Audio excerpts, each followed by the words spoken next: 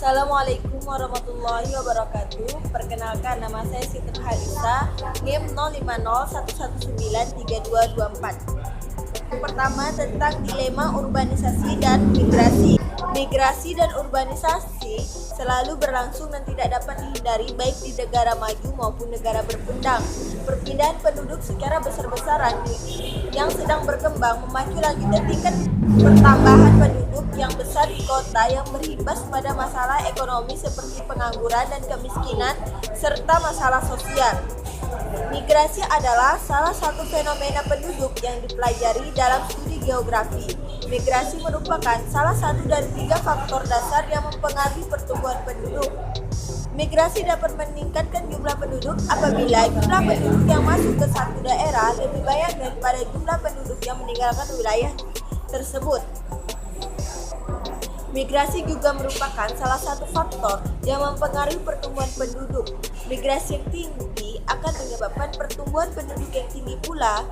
Untuk imigrasi yang tinggi justru akan menyebabkan pertumbuhan penduduk negatif.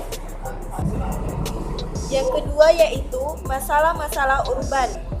Masalah-masalah urban yang pertama yaitu berkurangnya lahan pertanian dan lahan subur di daerah luaran perkotaan. Yang kedua, tata rumah kota menjadi tidak teratur. Yang ketiga, meningkatnya polusi udara, tanah, air, dan terjadi peningkatan aktivitas di wilayah urban spiral. Terjadinya kesejahteraan sosial dan ekonomi di masyarakat. Yang kelima, munculnya daerah-daerah kumuh atau seluruh daerah. Sektor informal di urban area. Istilah sektor informal mulai muncul pada tahun 1870-an. Diterapkan pada berbagai macam mata pencaharian berskala kecil non-pertanian di negara sedang berkembang. Sektor informal juga dapat didefinisikan mereka yang berstatus usaha sendiri, berusaha dibantu buruh tidak tetap, dibantu oleh keluarga atau tidak dibayar atau mempunyai modal yang relatif sedikit. Sektor informal yang selama ini bagi sebagian orang dianggap lebih sering sebagai beban yang mencemari keindahan dan ketertiban kota, justru perlu dilindungi, dibangun, dikembangkan atau dibina sehingga dampak negatifnya bisa dihilangkan karena sektor ini mampu menciptakan lapangan kerja sendiri tanpa bantuan pemerintah. Sektor ini telah memberikan andil dan ikut berperan dalam menjawab proses pembangunan ekonomi dan perubahan sosial. D. Potret perempuan urban. Masyarakat urban adalah orang-orang berpindah dari desa ke kota kemudian menetap di sana. Perpindahan tersebut disebut urbanisasi. Contoh potret perempuan remaja urban sebagai berikut. Yang pertama, potret kesenangan kepribadian perempuan remaja urban adalah perilaku masyarakat urban yang senang melakukan kesenangan pribadi yang bersangkutan.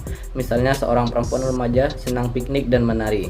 Yang kedua, potret prestise rekreasi perempuan remaja urban adalah memiliki rumah mewah, deretan mobil keren, memiliki usaha sendiri, merupakan cara seorang untuk menunjukkan kepada orang lain status sosialnya. Saya Mutia Aisyah, NIM 0501193208. Di sini saya akan menjelaskan tentang migrasi dan pembangunan. Migrasi penduduk adalah perpindahan penduduk dari tempat yang satu ke tempat yang lain. Dalam mobilitas penduduk terdapat migrasi internasional yang merupakan perpindahan penduduk yang melewati batas suatu negara ke negara lain, dan juga migrasi internal yang merupakan perpindahan penduduk yang berkutat pada sekitar wilayah satu negara saja. Hubungan migrasi dengan pembangunan ekonomi yaitu meningkatnya pertumbuhan ekonomi merangsang penduduk suatu daerah untuk melakukan migrasi guna dapat meningkatkan pendapatan atau kesejahteraan keluarga. Meningkatnya migrasi ke suatu daerah menyebabkan kebutuhan akan pemukiman atau tempat tinggal akan semakin meningkat. Dari hasil penelitian menunjukkan pertumbuhan ekonomi dan migrasi berpengaruh positif terhadap lajunya pertumbuhan penduduk.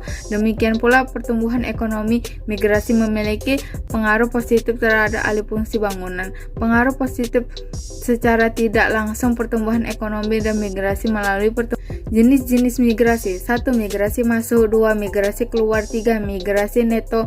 4. Migrasi bruto. 5. Migrasi total. 6. Migrasi internasional. 7. Migrasi semasa hidup. 8. Migrasi parsial.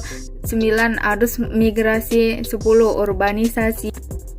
11. Transmigrasi. Faktor pendorong migrasi diantaranya yaitu 1. Kurangnya infrastruktur di daerah asal. 2. Rendahnya ketersediaan fasilitas pendidikan di daerah asal. 3. Kurangnya kesempatan kerja atau aktivitas ekonomi di daerah asal. 4. Masalah dengan tetangga atau lingkungan sekitar. 5. Konflik atau bencana pada daerah asal. 6. Dipaksa pindah oleh kebijakan pemerintah atau oleh lingkungan. Contoh. Sedangkan faktor penarik migrasi diantaranya yaitu 1. Infrastruktur yang lengkap dan 3. Aksesibilitas terhadap perguruan tinggi yang memadai. 4. Kebijakan imigrasi yang mudah. 5. Keberadaan keluarga atau kerabat yang dekat pada lokasi tujuan. 6. Pertumbuhan ekonomi tinggi. Akan membawa bagian F, yaitu teori rural urban migration atau teori migrasi desa ke kota. Teori yang menjelaskan hubungan yang tampak bersifat paradoks mengenai adanya akselerasi migrasi desa ke kota dalam konteks meningkatnya jumlah pengangguran di perkotaan dikenal sebagai model migrasi Todaro dalam bentuk equilibriumnya sebagai model Harris-Todaro. Model migrasi Todaro adalah sebuah teori yang menjelaskan bahwa migrasi desa ke kota adalah proses secara ekonomi rasional terlepas dari tingginya pengangguran di perkotaan. Migrasi desa ke kota bukanlah suatu proses yang memperhitungkan perbandingan antara tingkat upah di kota dan di desa seperti yang diungkapkan dalam model kompetitif, melainkan memperhitungkan perbandingan antara pendapat yang diharapkan di pedesaan dan di perkotaan. Pendapatan yang diharap di perkotaan memang begitu tinggi, karena itu migrasi akan terus berlangsung meskipun tingkat pengangguran di kota tinggi.